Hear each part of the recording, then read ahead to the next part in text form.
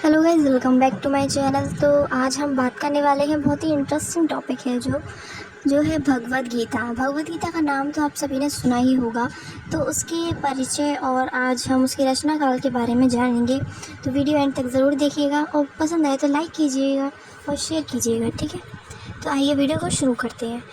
तो अगर हम बात करें भगवद गीता के बारे में, तो जो भगवद गीता है वो संस्कृत साहित्य काल में ही नहीं बल्कि समस्त संसार का एक अमूल्य ग्रंथ माना जाता है। ये तो आप सभी को पता ही है।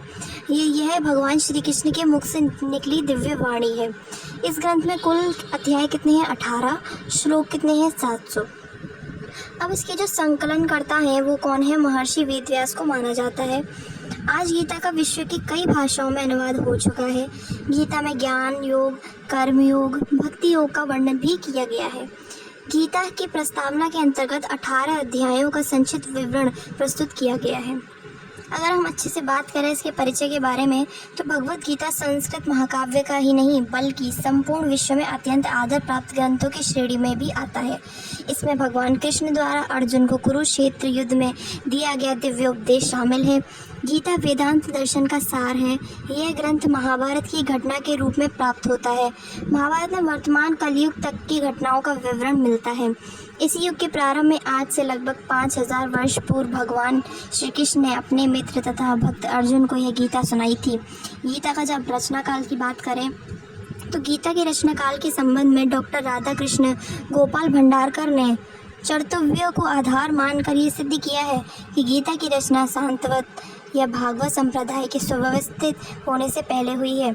उनके मतानुसार इसका काल 4वीं ईसा पूर्वी का आरंभ माना जा सकता है तथा यह भक्ति संप्रदाय या एकांतिक धर्म की प्राचीनतम व्याख्या है।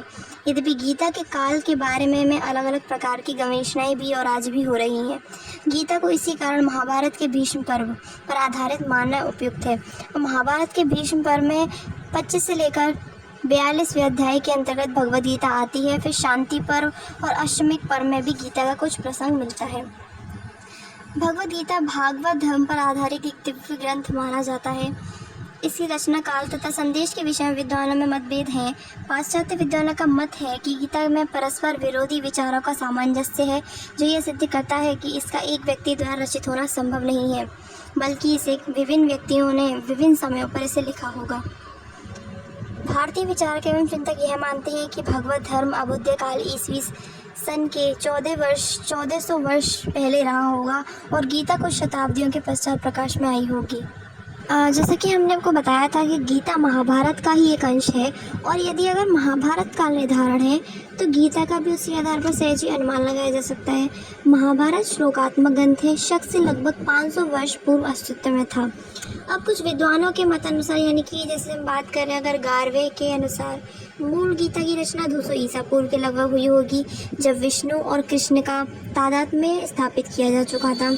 हॉपकिंस, कीथ, डाउसन, फर्कुआर आदि विद्वान इसे श्वेतांबर उपनिषद से मिलता जुलता ग्रंथ मानते हैं, लेकिन समय के अनुसार कुछ बात का उपनिषद मानते हैं। ओटो या याकूबी मूल गीता और ग्रंथ को दार्शनिक या धार्मिक ग्रंथ नहीं मानते हैं।